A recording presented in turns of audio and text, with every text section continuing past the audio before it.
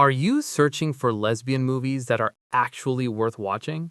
Not the boring ones, not the ones with zero chemistry, not the ones that feel like a complete waste of time after 20 minutes.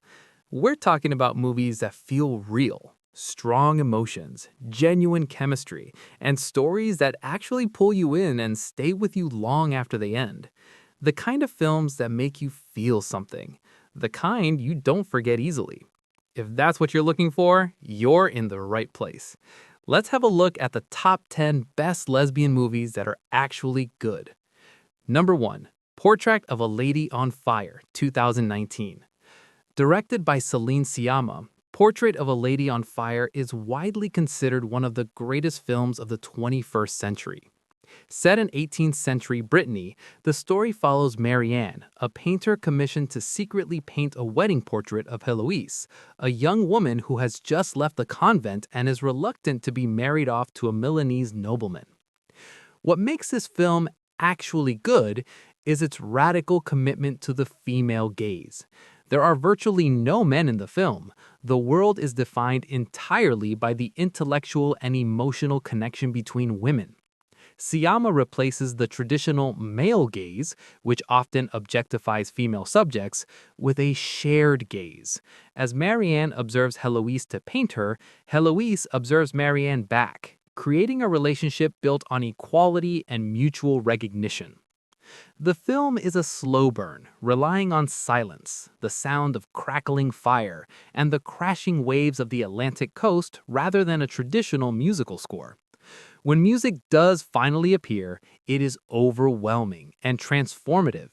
It is a movie about memory, art, and the brief, incandescent spark of a love that cannot last but will never be forgotten.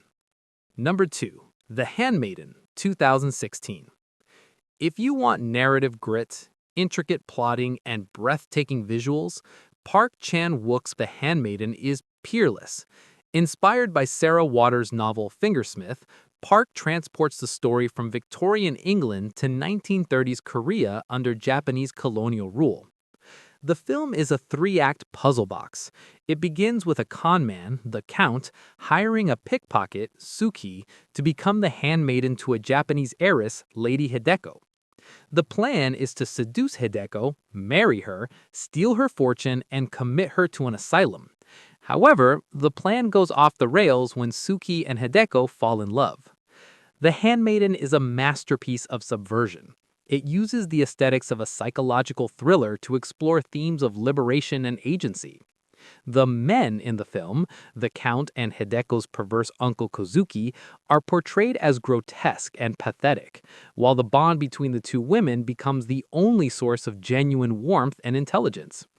It is a film that rewards multiple viewings, as every glance and line of dialogue takes on a new meaning once the full scope of the deception is revealed.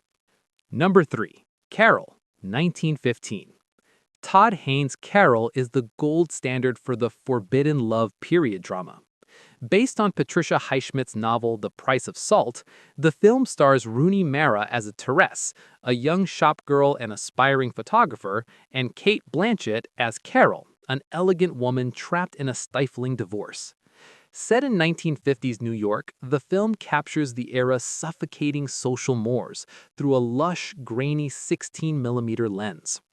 The cinematography often shoots through windows, rain-streaked glass, or doorways, emphasizing the characters' isolation and the closeness of a society that refuses to see them. Unlike many historical queer films that end in tragedy, Carol is notable for its refusal to punish its protagonists. It is a story about the courage it takes to claim one's own life. Blanchett's performance is a masterclass in poise and vulnerability, while Mara perfectly captures the wide-eyed awakening of someone discovering who they are for the first time. Number 4, Bound, 1996. Before they changed cinema forever with The Matrix, the Wachowskis directed Bound, a razor-sharp neo-noir thriller that remains one of the best thrillers of the 90s. Jennifer Tilly plays Violet, a mobster's mole who is bored with her life, and Gina Gershon plays Corky, an ex-con working as a plumber in the apartment next door. The two women hatch a plan to steal $2 million of laundered mafia money and frame Violet's boyfriend, Caesar. Bound is stylish, violent, and incredibly tense. It takes the tropes of classic film noir like the heist, the double cross, the femme fatale, and breathes new life into them by making the central romance the most stable and honest part of the movie. Gershon's Corky is a landmark character in queer cinema, a butch protagonist who is competent, cool-headed, and treated with total respect by the narrative. The film's pacing is relentless, and Joe Pantoliano gives a frantic, career-best performance as the increasingly paranoid Caesar. Number 5. The Favorite, 2018. Yorgos Lanthimos' The Favorite is a dark, historical comedy that swaps noble romance for cutthroat political maneuvering.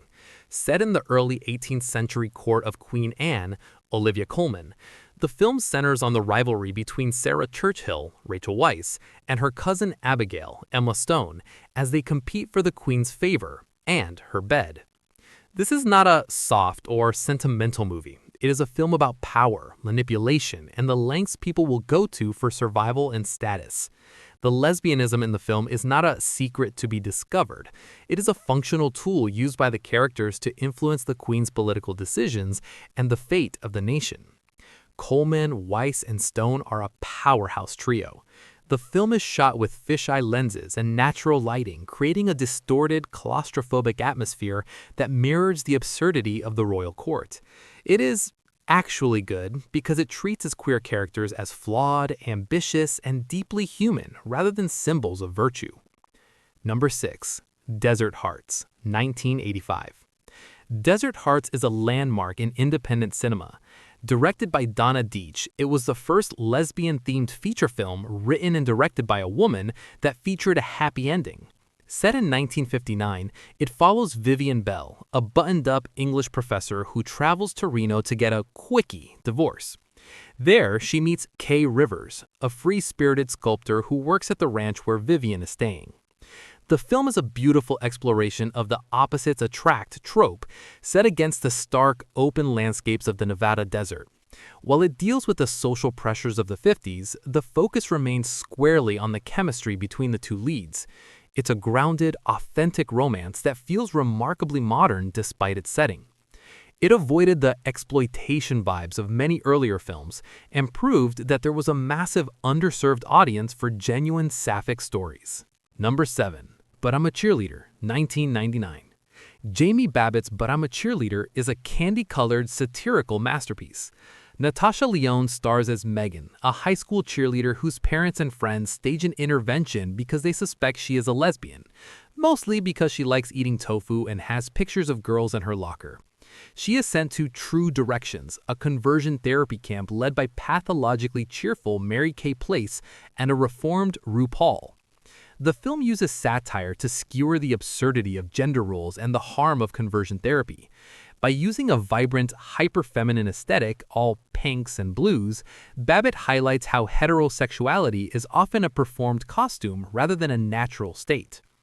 At its heart, it's a sweet, funny, coming-of-age story. Megan's romance with the rebellious Graham is the emotional anchor that prevents the movie from becoming too broad. It has evolved from a misunderstood indie into an essential cult classic for its defiant, joyful tone. Number 8. Pariah, 2011. Directed by Dee Rees, Pariah is a powerful, gritty, coming-of-age drama that centers on Alike, a 17-year-old living in Brooklyn. Alike is navigating her identity as a butch lesbian while trying to meet the expectations of her conservative, religious mother. Pariah is exceptional for its intersectional perspective. It explores the specific challenges of being a black queer woman, dealing with the nuances of performance in different spaces, dressing one way for her mother and another for the underground club scene. The film doesn't shy away from the pain of rejection, but it is ultimately a story of self-possession. The cinematography uses saturated colors and tight framing to capture Alike's internal world. It's a raw, honest film that avoids after-school special tropes in favor of deep character study. Number 9. Tar, 2022. While Tar is not a romance, it is a fascinating study of a lesbian protagonist in a position of immense cultural power. Kate Blanchett stars as Lydia Tarr, the world-renowned conductor of a major German orchestra. The film tracks her meteoric fall of grace as her history of grooming and manipulating younger female musicians begins to catch up with her. Lydia Tarr is a lesbian villain in the most complex sense. She is a genius who has reached the pinnacle of a male-dominated field by adopting and often exceeding the predatory behaviors of the men who came before her. The film is actually good because it refuses to give easy answers. It treats her lesbianism as a matter-of-fact part of her life. Her wife, Sharon, is her concertmaster and a key partner in her professional ecosystem. It's a psychological thriller about power, the cancel culture era, and the dark side of artistic obsession. Number 10. Blue is the Warmest Color, 2013. Despite the well-documented controversy surrounding its production and the male gaze criticisms of its director, Blue is the Warmest Color remains a visceral, landmark achievement in cinema. The film follows Adele Exarchopoulos, over several years as she meets and falls in love with an aspiring artist, Emma. The film is famous for its nearly 3-hour-long time and its unflinching, naturalistic style. It captures the intoxicating highs of first love and the agonizing, slow-motion car crash of a long-term breakup. What makes it stand out is its exploration of class. The differences between Adele's working-class background and Emma's intellectual, middle-class world eventually drive a wedge between them that love cannot bridge. Exarchopoulos gives one of the most raw, physical performances in film history. While some of the sex scenes feel voyeuristic, the emotional core of the film, the way it captures the feeling of someone becoming your entire world, is undeniably powerful.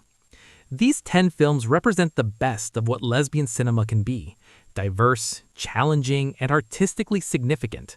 They move beyond the coming-out narrative to explore themes of power, art, survival, and deep emotional connection.